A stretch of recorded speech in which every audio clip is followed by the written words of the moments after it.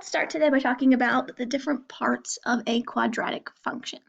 So if I start over here on the left-hand side, my graph can either open up or down. My graph will open up if I have arrows pointing at the top. It will open down if I have arrows pointing to the bottom. If my graph opens up or down, it will also help me determine whether I have a minimum or a maximum. If my graph opens up, I have a low point, which is called my minimum.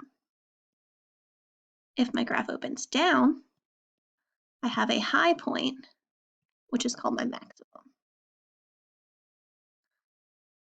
Domain and range are how far your graphs go left and right and up and down. So your domain is how far left to how far right your graph will go. And for a quadratic function, it's always going to be negative infinity to infinity. Because if I look at my graph, I've got arrows on the left-hand side and an arrow on the right-hand side. So my graph will go all the way to the left to negative infinity and all the way to the right to positive infinity. The range is how low to how high your graph goes. And using this, we can look back at the minimum or maximum. The minimum will tell me how low my graph goes. The maximum will tell me how high my graph goes. The other number is going to be infinity. So if you have a minimum, you'll have a number on the left-hand side and infinity on the right-hand side. If you have a maximum, you'll have negative infinity on the left and the value of your maximum on the right. And because this is range, these are your y values. Domain is your x values. So I'm going to erase this real quick. So your end behavior is what your function does on the left and the right. So remember, our left and our right, like I just said, are our x values. So as x approaches negative infinity, right, because on the left-hand side of my graph is negative infinity and the right is positive infinity. On the left-hand side, my graph is going up to infinity, right? My graph is going up. There's an up arrow on the left-hand side. And if I look on the right-hand side, I see there's another up arrow. So as x approaches infinity, right, because infinity is on the right, my function also goes up to infinity. Both of those are either always going to be positive infinity or both always be negative infinity for a quadratic function. Now let's look at our graph over on the right-hand side and label some of our other important points. So some of these should sound familiar. The first thing I'm going to look at is this line. That is my y-axis. So that means anywhere my graph crosses that y-axis is my y-intercept. If I look at my x-axis, anywhere my graph crosses the x-axis are my x-intercepts.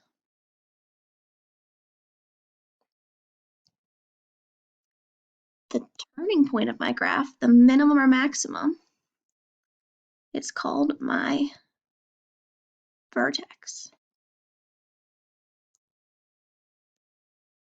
And with quadratic functions, you're always going to have one line that'll cut your graph in half. That is called your axis of symmetry.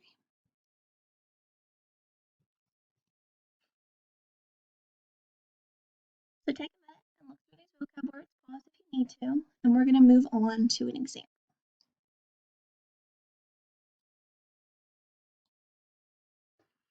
So here is my first example.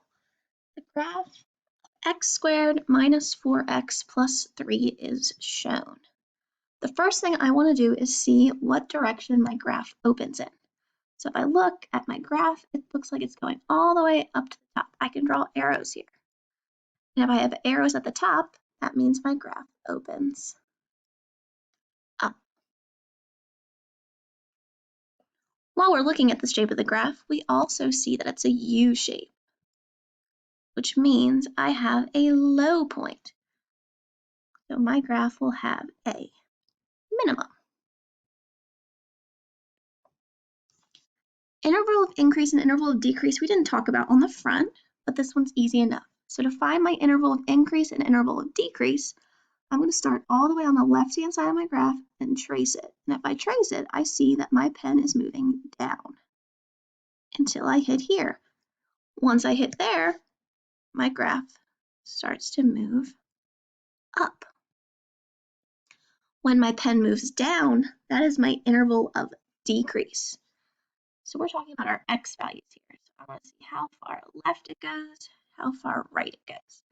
So it looks like it's decreasing from negative infinity, right, all the way on the left until I hit 2. So my interval of decrease is from negative infinity to 2.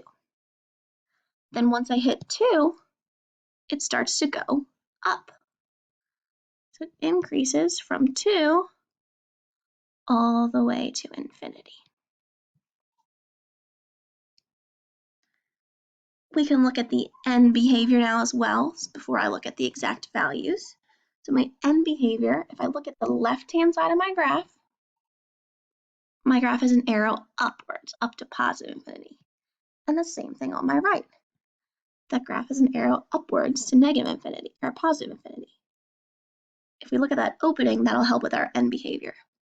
So on the left, as x approaches negative infinity, my graph goes up. And the same thing on the right. As x approaches positive infinity, my graph still goes up to positive infinity. Okay. Our x and y-intercepts are next. So let's do the y-intercept first. If I look at my y-axis, my graph is crossing the y-axis at 3. So my y-intercept is at 0, 3. And if I look at my x-axis, it looks like it crosses here at 1 and at 3. So my my x-intercepts are at 1, 0 and 3, 0. Now let's find our vertex. So our vertex, we look back at this minimum or maximum. I see I have a minimum right here. That is my vertex. So my vertex, if I label this in xy, my x value is 2, my y value is -1. And that also helps with my axis of symmetry. If we look back at this first slide, where my axis of symmetry is this line that cuts my graph in half. And if I see that, it goes through the vertex. So if it goes through the vertex here at my x value 2, my axis of symmetry is that x equals 2, right? Here. And the last thing we want to talk about is our domain and range, how far left to right it goes. If you remember, I pointed out in the front, your domain is always negative infinity to infinity. So my domain is always negative infinity to infinity, and my range changes based on that minimum or maximum, that vertex. So I have a minimum. I know my minimum is at -1, right? Because it goes down to -1. And how high it goes all the way up to infinity. And since it includes -1, we're going to change this to a bracket since there's a point there. Okay. Hopefully this should sound familiar. I believe your math teachers have gone over this with you. But we'll do one more example just to make sure. So this one looks a little bit different. My graph doesn't look like a U shape, it looks kind of upside down. And that's because my graph opens down. My graph will open down because if I drew arrows on the end, those arrows would point to the bottom. They would point down. So since my graph opens down, let's do that end behavior. On the left-hand side and on the right-hand side. So on the left-hand side, my graph goes down. So as x approaches negative infinity, my graph also goes down to negative infinity. On the right, still my graph goes down to negative infinity. Let's look at the minimum or maximum next. If I look at this graph, if I look back at my front, ooh, the upside down one has a maximum. And that makes sense because if I go here on my graph, my U shape has a high point. It has a maximum, which remember, like we said on the first example, the vertex is that maximum or minimum. So my vertex is at right 4, up 4. So my vertex is at 4, 4.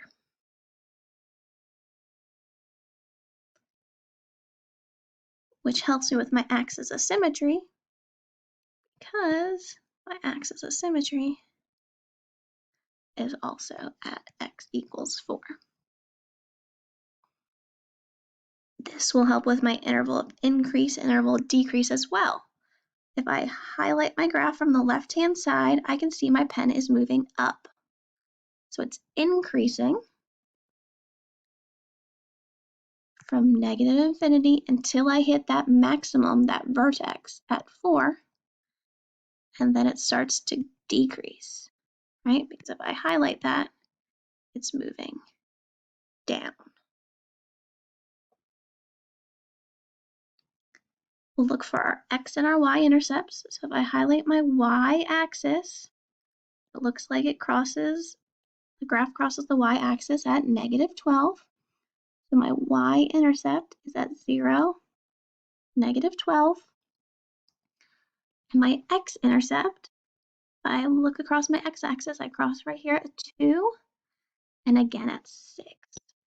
So my x-intercept is at 2, 0, and 6, 0. And then the last thing we want to look at is domain and range. So domain is how far left to how far right, which we said for a quadratic is always negative infinity to infinity. And then my range, how low to how high. Well, this graph has a maximum. And again, if we look back here, I have negative infinity to my maximum value. So my range will be negative infinity to my maximum was at 4. If you would like, there are some other videos going through examples that the county provided, so feel free to watch those if you need some extra support.